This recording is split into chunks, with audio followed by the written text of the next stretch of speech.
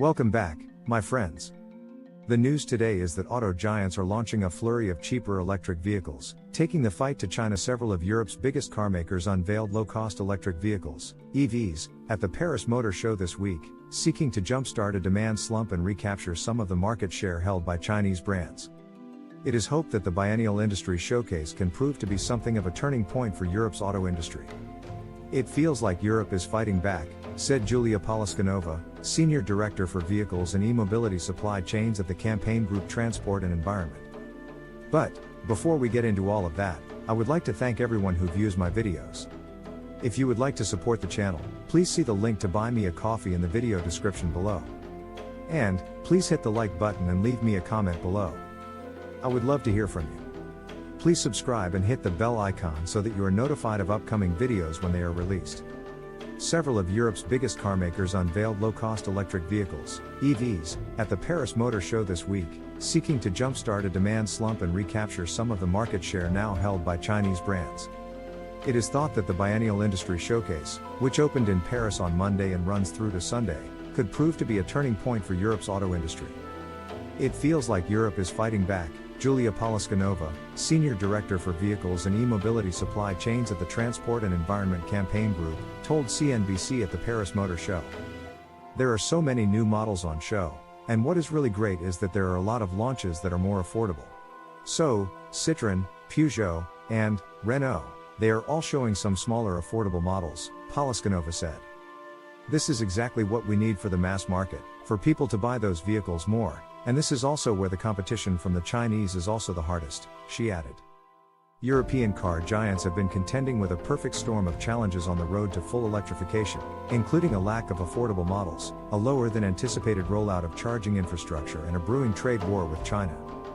The pressure on European automakers is poised to ratchet up further next year, when emissions reduction targets come into force, with some calling for urgent relief measures to avoid the prospect of hefty fines. It is against this backdrop that car manufacturers, acutely aware of the need to boost EV sales, have sought to use the Paris Motor Show as a platform to launch an array of low-cost models. French carmaker Renault, for instance, presented the Twingo E-Tech electric prototype to the public for the first time. It says prices for the all-electric car will start at less than €20,000, $21,800, when it reaches the market in 2026. Renault also unveiled its small electric SUV, the R4, and is already receiving orders for its electric R5 model. The group's Dacia brand presented its spring model, hailing it as one of the most affordable EVs on the market, also coming in at less than €20,000. Auto giant Stellantis, meanwhile, launched the new compact Citroën C4 and C4X, describing the models as perfect examples of the automaker's response to the challenges of the energy transition. The storytelling is that people have cooled off on EVs and there is no consumer demand, but this is really not true, Transport and Environment's Poliskanova said. This year in Europe, we did not have affordable models, so people are not buying those overpriced premium vehicles. However, as soon as vehicles come in the right price range next year, people will flock to buy them. Poliskanova said the launch of several low-cost EVs means electric car sales could account for up to a 24% market share next year, up from 14% this year. Chinese-made EVs typically cost less than half the prices seen in Europe and the US last year, according to figures published by data firm Hado, underscoring the challenge for Western automakers to keep pace with Beijing. The average retail price of a battery electric car in China came in at around €31,000 in the first half of 2023, Hado said. By comparison, the average retail price of a battery electric car over the same period was over €66,000 in Europe and €68,000 in the US. People are looking for affordable mobility, Dacia CEO Denis Lavot said at the Paris Motor Show on Monday. We are totally renewing the spring at this precise moment, with a total new shape to the 2024 edition, new engine, 64 horsepower, new steering system, new electronic architecture, for less than €20,000. Not that many full electric vehicles in Europe for less than that price, he added. So, again, even in the EV, Dacia plays a role of affordable mobility, Lavot said, noting that more than 150,000 spring models have been sold in Europe. Pierre Bruegel, president and managing director of GM Europe, said that the challenges facing Europe's auto industry should be seen as a transitional phase, and not evidence of a crisis. The adoption of new technologies and new behaviors is never a linear growth story, but the end is full electric vehicles, Bruegel said at the Paris Motor Show. Some of the industry's challenges come down to the need to change learned behaviors, Bruegel said, rather than to physical or technical roadblocks. Having more investment in public charging infrastructure will help, but, in reality, there is already a great network of charging that allows for electric vehicle mobility in Europe right now, he added. GM CEO Mary Barra says China's hyper-competitive, cheap EV market is a race to the bottom. China's increasing EV competitiveness is exerting pressure on major automakers, and GM is no exception, says its CEO. Mary Barra is sounding the alarm. GM CEO warned that China's escalating EV price war is putting automakers globally under intense pressure. Although she called it a race to the bottom with many companies losing money, Barra admitted that the American automaker isn't immune. It has become a race to the bottom with pricing and the level of subsidies, Barra told Fortune editor-in-chief Alison Chantel on Wednesday. At Fortune's 2024 Most Powerful Women Summit this week, GM CEO said the company wants to stand out despite the influx of low-cost Chinese electric cars in global markets. Although she generally believes in free trade, Barra explained things are more complicated in China. The country's rapid adoption of EVs and hybrids has caused major changes in China's auto market, with heavy subsidies and many still losing money. Many major global auto markets, including the US and EU, recently raised tariffs on Chinese EV imports to protect domestic companies.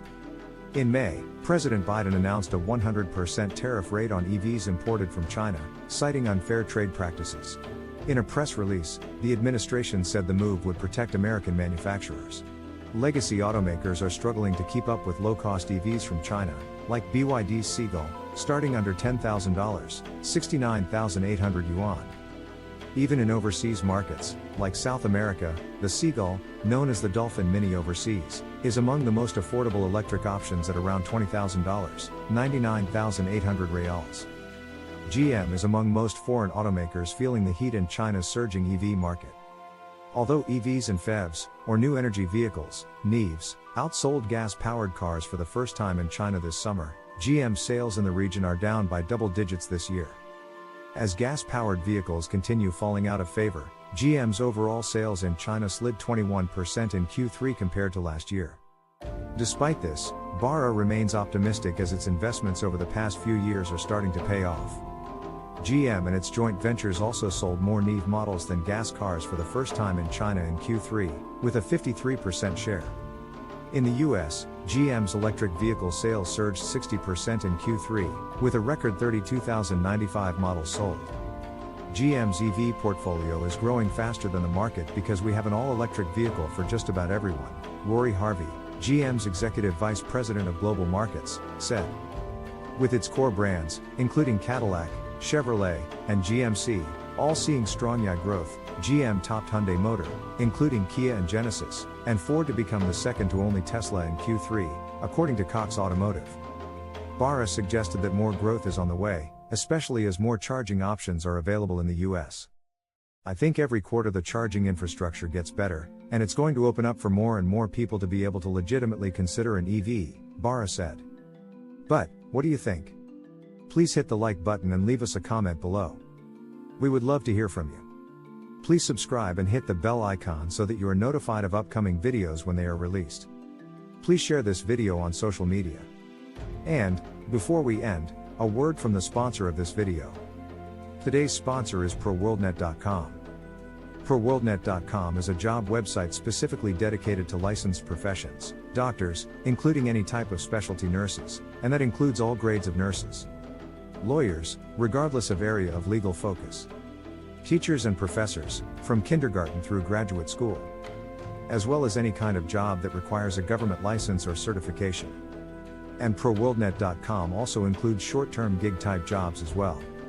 So, be sure to check out ProWorldNet.com if you are looking for a job or an employee. Thank you for watching.